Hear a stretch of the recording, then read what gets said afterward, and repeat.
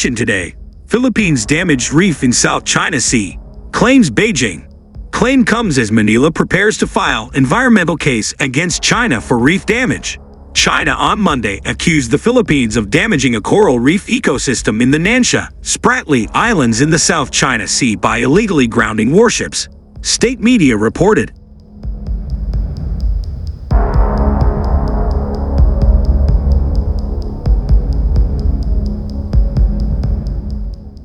A report by China's Ministry of Natural Resources found a sharp decline in the distribution of corals and an increase in pollutants such as heavy metals and oils in the region, according to the Global Times. It also cited the presence of anthropogenic waste such as fishing nets. Chinese researchers uncovered dead coral and coral fragments and found that economically important species such as crustaceans and shellfish were rare in the region, according to the media outlet.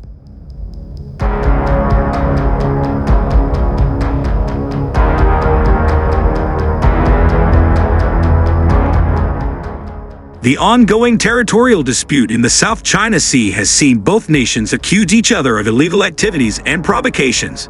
A Philippine military official said in mid-June that Chinese activities near the Second Thomas Shoal, where the incidents are taking place, are illegal.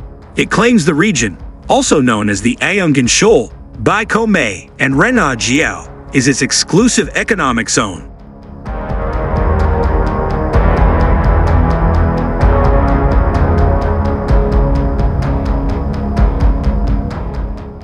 Manila has raised concerns about China's harvesting of endangered giant clams and other illegal activities in the region and considers filing an environmental case against China for damage to the reef. China's foreign ministry on Monday rejected those claims, insisting its actions are in line with international law, including the United Nations Convention on the Law of the Sea, to which both countries are signatories.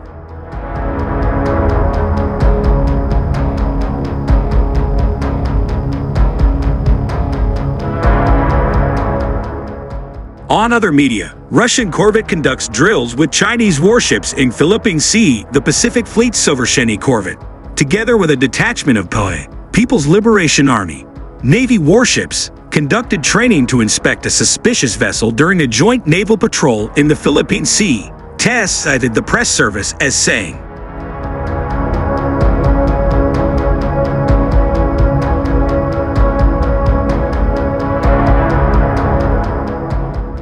A Russian Sovereignty corvette and Chinese warships conducted training exercises while patrolling in the Philippine Sea, Russia's TASS state news agency reported, citing the Russian Pacific Fleet press services.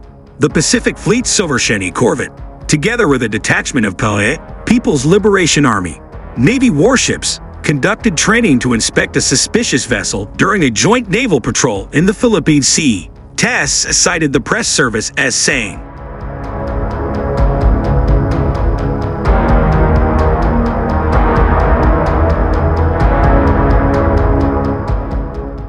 During the episode of inspecting a suspicious vessel, Russian and Chinese naval sailors worked out an algorithm for joint actions.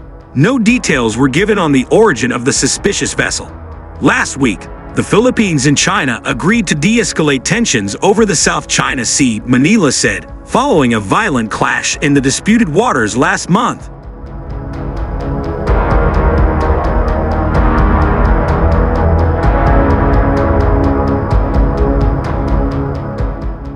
Manila and Beijing have a long history of maritime territorial disputes in the hotly contested waterway, but last month's incident was the most serious in a number of escalating confrontations. Chinese Coast Guard personnel wielding knives, sticks, and an axe surrounded and boarded 3 Philippine Navy boats on June 17 during a resupply mission to Second Thomas Shoal.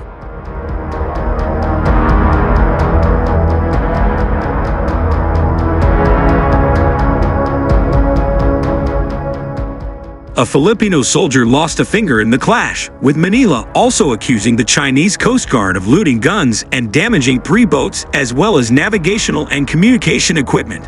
Beijing insisted its Coast Guard behaved in a professional and restrained way and blamed Manila for the clash. A handful of Filipino troops are stationed on a rusty warship deliberately grounded on Second Thomas Shoal in 1999 to assert Manila's claims to the area.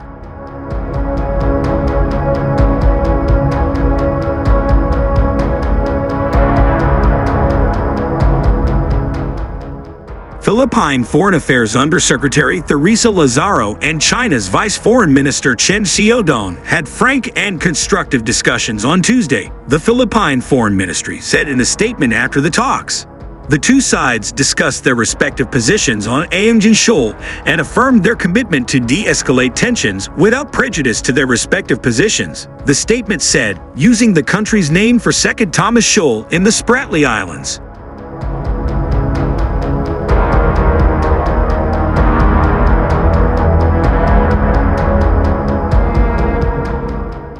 Avoiding war in the South China Sea. How America can support the Philippines without fighting China. Throughout this year, American officials have been privately and publicly signaling to their Chinese counterparts that the United States is firmly committed to upholding its alliance commitments to the Philippines. The message is intended as a warning not to test the limits of American tolerance for Chinese attempts to obstruct access to Second Thomas Shoal, a submerged reef in the South China Sea where a grounded Philippines vessel, the Sierra Madre, serves as an outpost for Filipino soldiers.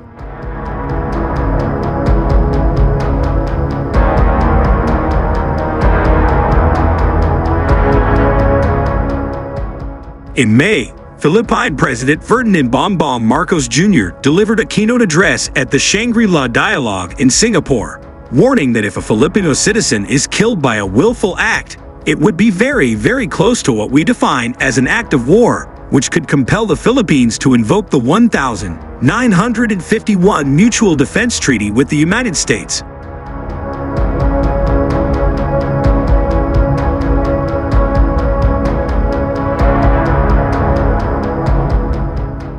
Such rhetoric has not stopped Beijing from trying to prevent the Philippines from resupplying the Sierra Madre. The Philippines has successfully reinforced the outpost in recent months. But on June 17, the Chinese Coast Guard intentionally collided with a Philippine resupply boat. Chinese servicemen wielded axes, machetes, and improvised spears, and a Filipino sailor lost a finger in the ensuing skirmish.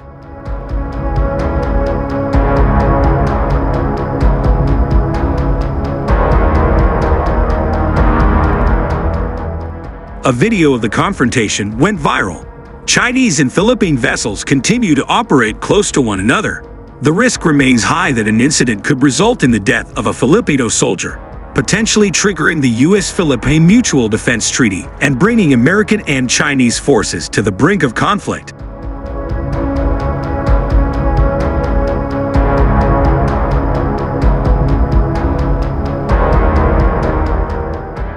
To manage through this current moment, Washington will need to operate with clarity on its goals. For Washington, success is upholding the credibility of its alliance commitments, avoiding conflict with China, and preventing Chinese occupation of Second Thomas Shoal. Achieving these results will require Washington to weigh every policy decision against whether it does more to prevent or provoke a crisis.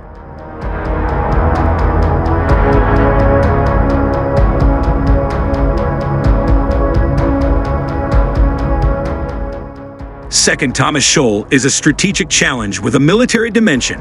It is not a military problem with a military solution. Washington must resist pressure to frame this issue as a test of wills between the United States and China, and instead leverage Beijing's bullying at Second Thomas Shoal to strengthen its relationships in the region.